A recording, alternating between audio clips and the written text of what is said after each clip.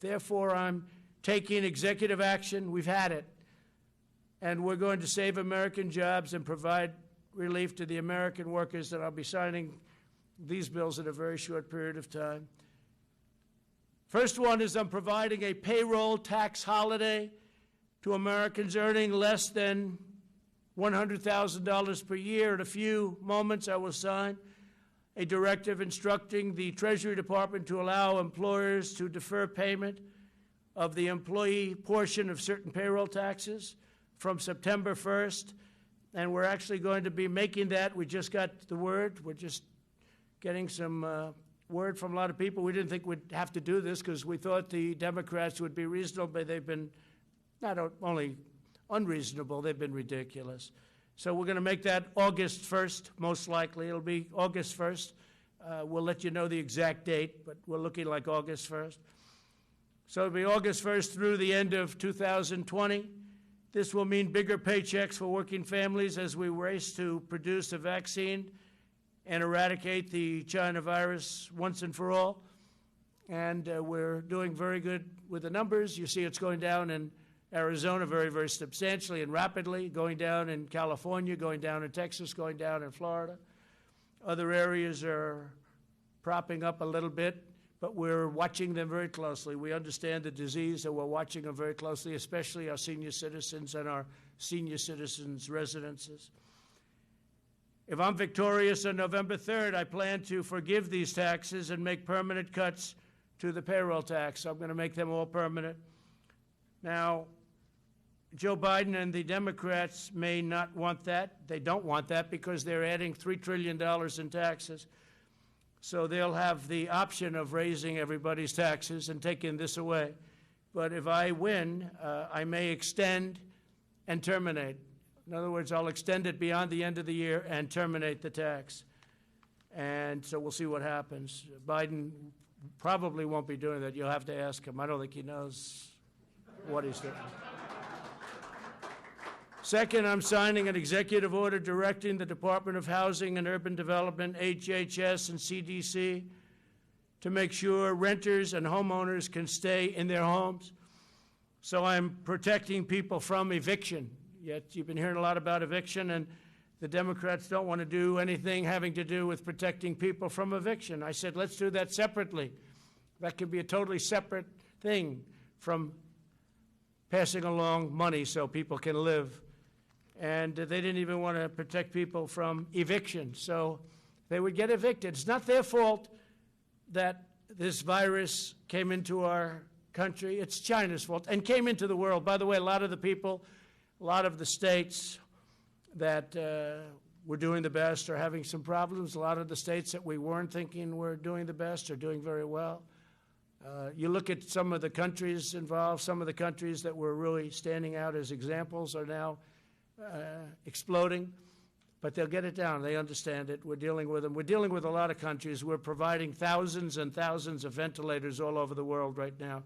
We make a lot of ventilators. We've started off with very little, and we're making a lot.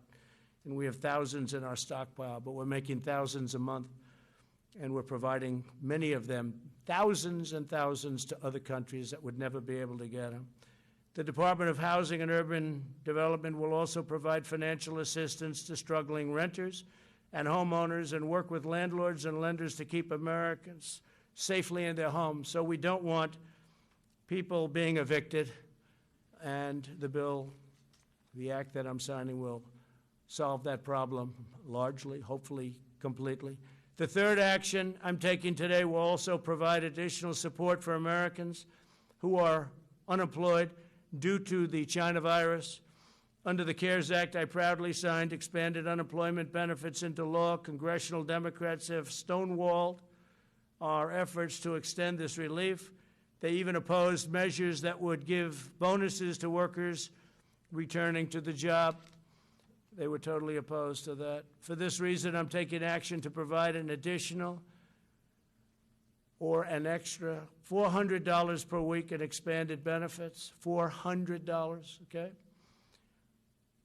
So that's generous, but we want to take care of our people. Again, it wasn't their fault. It was China's fault. States will be asked to cover 25% of the cost using existing funding. such as the tens of billions of dollars available to them through the Coronavirus Relief Fund. Under this plan, states will be able to offer greater benefits if they so choose, and the federal government will cover 75% of the cost. So we're all set up. It's $400 per week, and we're doing that without the Democrats. We should have been able to do it very easily with them, but they want all of these additional things that have nothing to do with helping people. Fourth, I'm signing a directive providing relief to student loan borrowers. Earlier this year, we slashed student loan interest rates to zero. I don't know if people know that because the press doesn't ever report it, but maybe they're watching now. The press doesn't report a lot of good things that are good for the people and good for the country. Earlier this year, we slashed student loans, interest rates to 0% and suspended student loan payments, and Congress extended that policy through September 30th. Today, I'm extending this policy through the end of the year, and we'll extend it further than that, most likely right after December 1st. So we look like we're going to be extending that. They're paying zero interest. And again, not their fault that their colleges are closed down, and not their fault that they're unable to get what they bargained for. Through these four actions, my administration will provide immediate and vital relief to Americans struggling in this difficult time. And the beautiful thing about this difficult time is we're now coming back and setting records. We'll also ensure that our economic comeback continues full speed ahead, and with the $400 and all of the other measures that we're talking about, and we'll be signing in a little while, that will happen. We're further looking at additional tax cuts, including income tax relief, income tax cuts, and capital gains tax cuts. So we're going to be looking at that, capital gains for the purpose of creating jobs, and income tax is self-explanatory, and it'll be income tax for middle income and lower income people, but middle income people, because they pay a lot of income tax, and you do have tax inequality. I'm saying that as a Republican, and you do have tax inequality. So we're going to be looking at income tax, and we're going to be looking at capital gains tax cuts on both, and maybe substantial. And we'll be reporting back fairly shortly on that. That's big news. That's big news, but very important. We want to have our jobs flourish. We want to have our companies do great. We want to have the 401ks, which are now at a level, if you look at the stock market, it's great. If you have stocks in NASDAQ, you're higher than you ever were, including even this is still during the pandemic, the stock market, because they see such incredible things happening, smart people. The stock market is at almost an all-time high. We're just short of it, and NASDAQ is higher than it ever was.